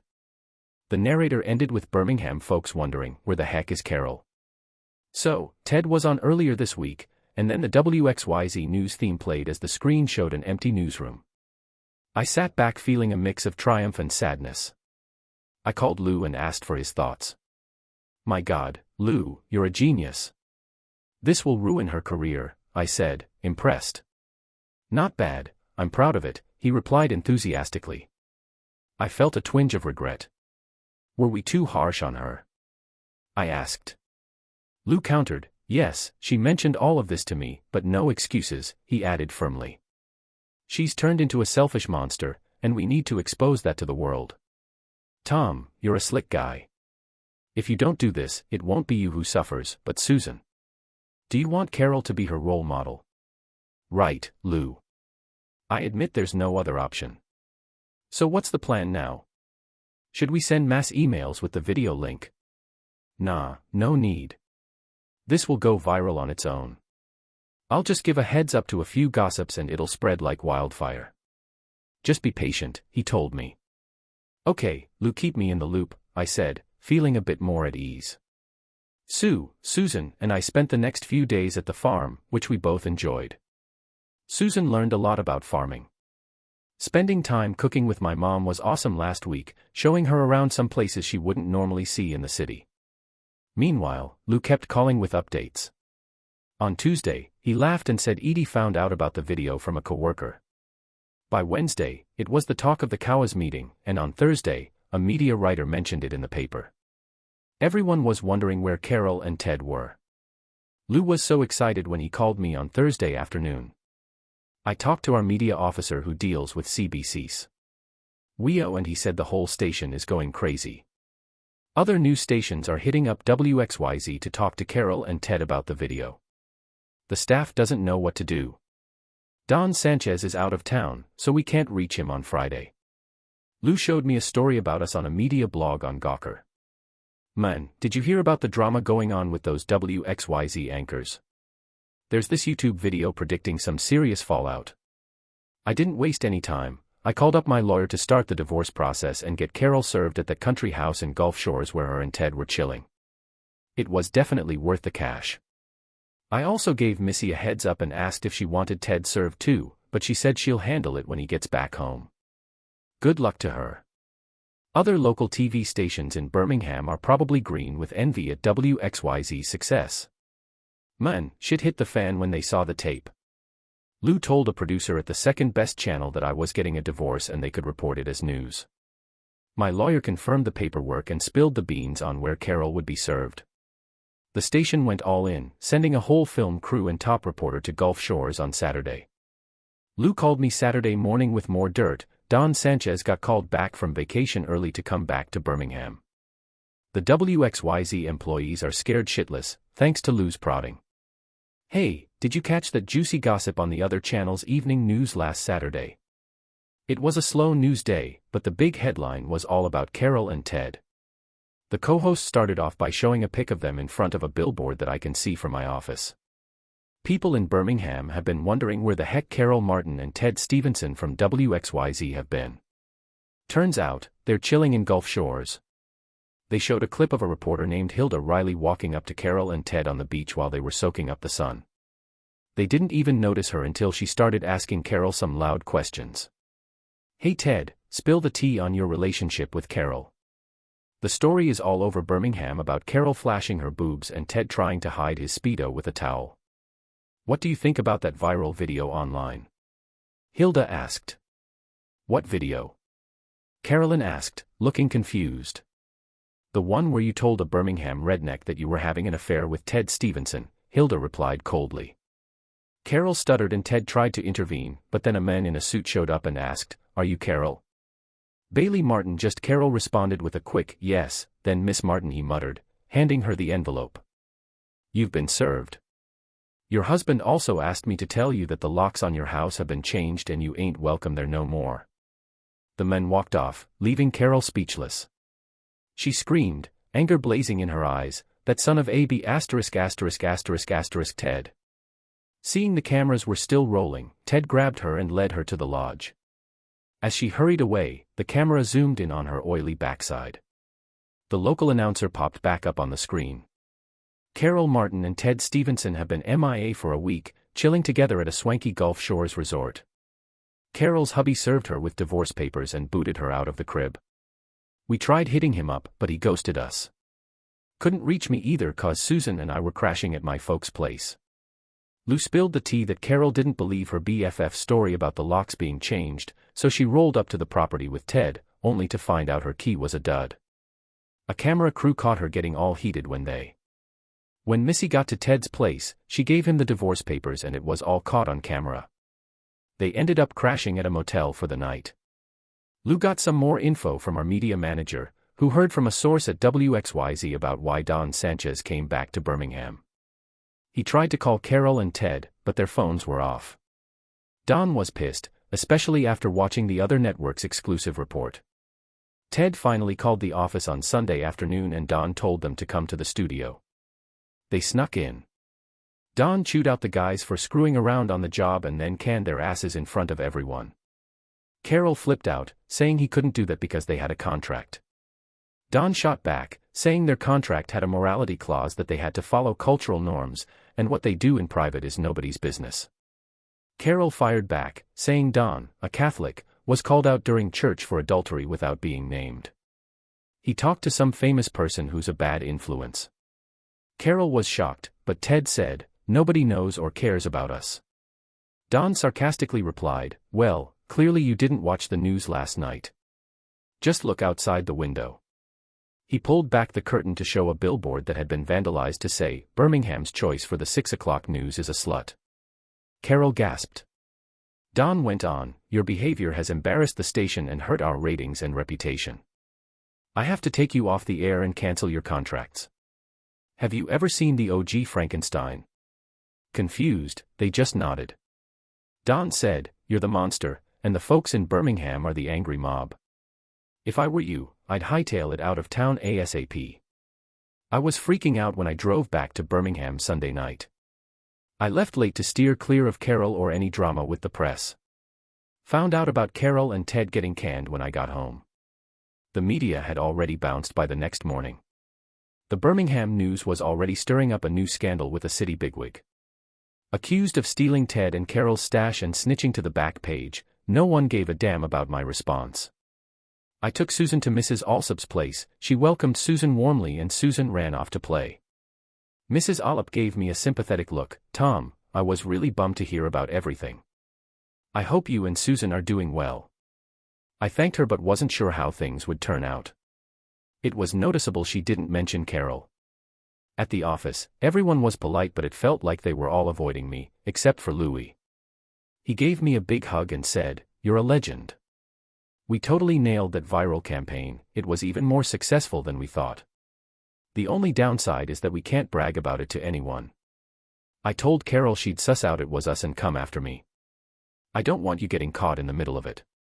But surprise, surprise, my lawyer called at the end of the week and said Carol decided not to contest the divorce.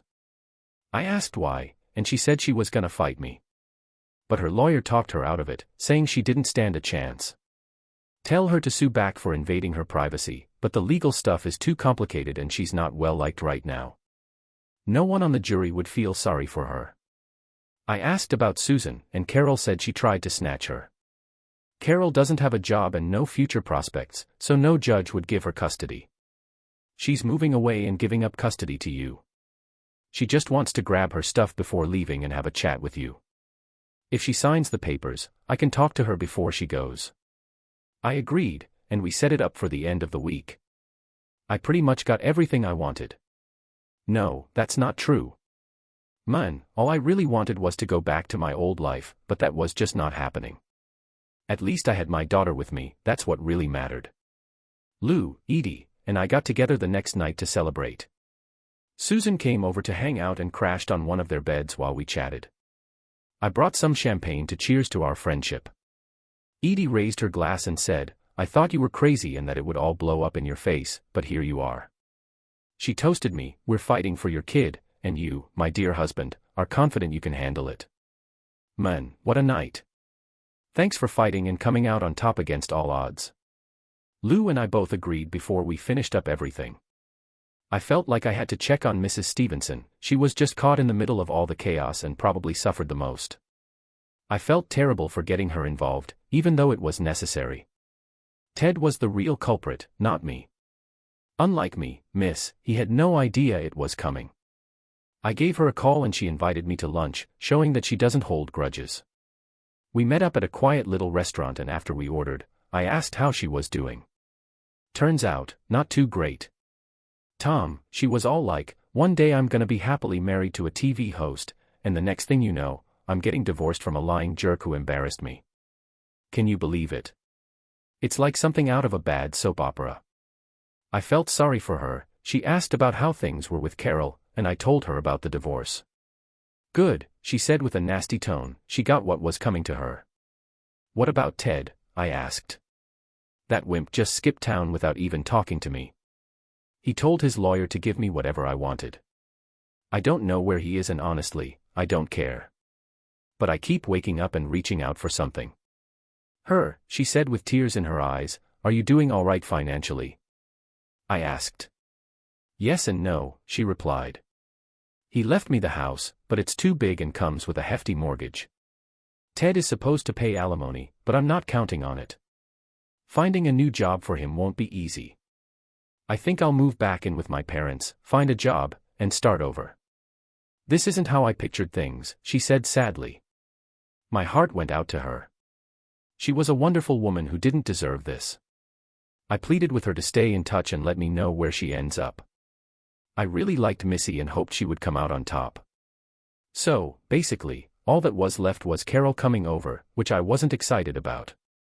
But thanks to our viral video going viral, I was over my earlier anger. I felt like I had some dignity back and didn't feel like fighting with Carol or showing off anymore. So, I decided to do something nice for her and have Susan there when she showed up. When Carol got out of the SUV and rented a moving truck for her stuff, she looked upset. But when I let Susan run to her, her frown turned into a smile and she started crying tears of joy as Susan hugged her. Carol looked up and said, "Thank you." So, they were hanging out for a while. The plan was for the visit to be just an hour, but I totally ignored that once Susan showed up. Susan spilled the beans to her mom about everything. Carol told her to go play in her room and that she'd be up in a bit. She called me out for letting Susan see her, thanking me but also annoyed. Her mood shifted real quick, accusing me of using our private talk to embarrass her and make her a joke. I sighed and told her, "Carol, I didn't mean to. I don't want to fight anymore, neither of us gonna win," she snapped. Easy for you to talk, you sacrificed my job, my family, my future just to protect your own ego, Carol, I said. I ain't gonna fight, but think about it, none of this mess would have happened if you didn't just do whatever you wanted without thinking about anyone else. You brought this on yourself. Carol started to say something, but Susan cut in, asking when she was gonna come upstairs. Carol glanced at me, then went up to Susan.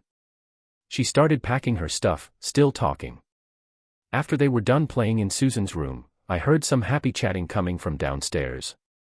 Finally, Carol came back with her stuff. Susan followed Carol and knelt down in front of her. She said, "Mom needs to go. I'm moving to another state, so I won't see you every day. But I'll come visit when I can, and we can talk on the phone or video call as much as you want." Susan quickly yelled, "No, Mommy. I don't want you to leave."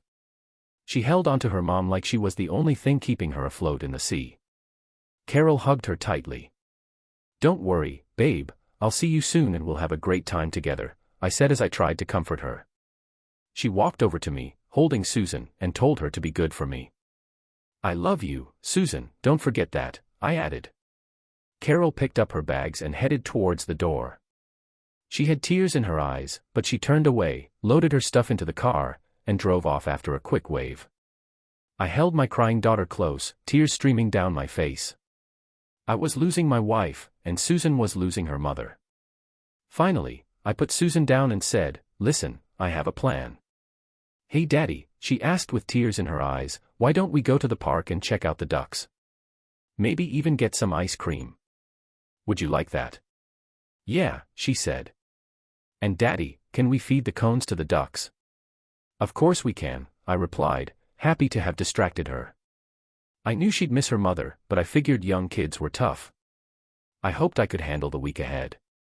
Late one night, my boss called me into his office. "Tom, you've been doing a great job and we appreciate it. Hey, I was expecting your work for the agency, but I had a feeling something was up. The whole situation with your wife is messing with our clients. They're asking if you're Carol's husband, which isn't great for us. Our relationship with WXYZ is also on thin ice, and they're a big deal for us. Are you giving me the boot?" I straight up asked. "No way," he said. "But we think it's best if you start looking for a new job." "How long do I have?" I demanded. "Take all the time you need," he said.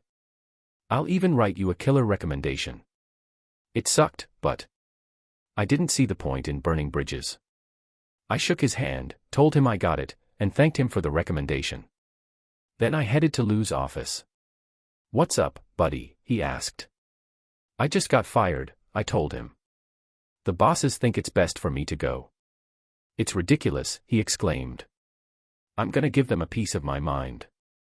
I led him back to his chair. "You're not doing anything," I said. I knew it was risky from the start. "You've already done so much for me." He wasn't happy, but he calmed down. We wrapped up our chat with me promising to come back. Hey, so I had dinner with my 4-year-old buddy on Saturday, and then I went back to my office to update my resume. Turns out, Carol and Ted's affair screwed me over and now no one wants to hire me, even though everyone liked me. It was time to broaden my job search. Eventually, I went back to my old agency in Mobile where the scandal didn't follow me, and they valued my experience from the big city.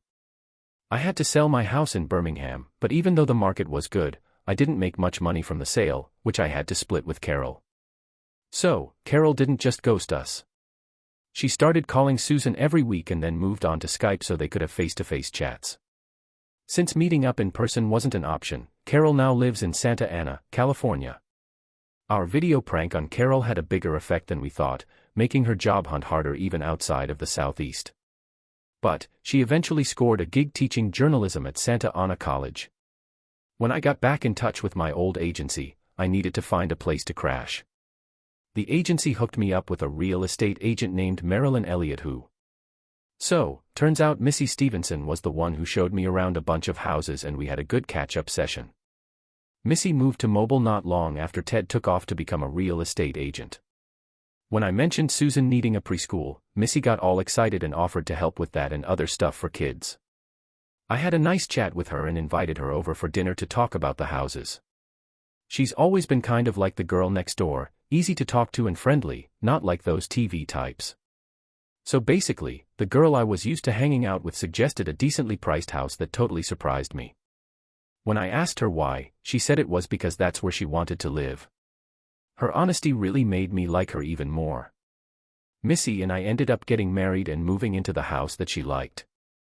I was a bit worried about how Missy and Susan would get along, but turns out I had nothing to worry about.